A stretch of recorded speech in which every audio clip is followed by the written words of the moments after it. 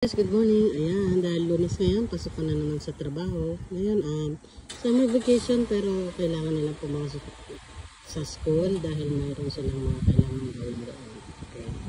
Pero bago mag alas 10, nandito na sila sa bahay. Ayan, saglit lang. Okay, thank you guys for watching. Good morning, magandang buhay po sa lahat. Okay, ayan guys, may pasok ngayon sila Kuya Nicolas saka sila Ate Kuya. Pero maaga naman ang uwi nila ngayon. Okay, mga alas 10 nandito na sila.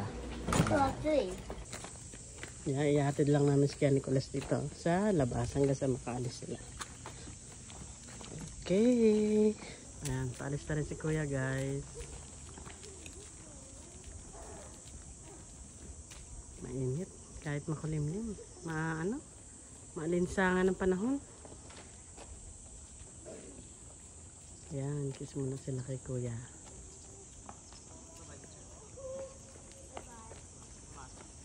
Ingat na. Susay mo tikitan eh. Palis na sila. Apat lang sila ngayon. Bye bye. Ihatid sila hanggang doon sa makatuwid sila ng pedestrian lane. Ate, bye-bye. Ingat ha. Gambate na. Bye-bye.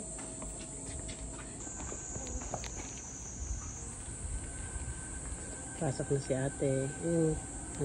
Classmate niya. Kaibigan niya mula nung kinder sila. Hanggang no elementary. Hanggang ngayon, high school. Ayan.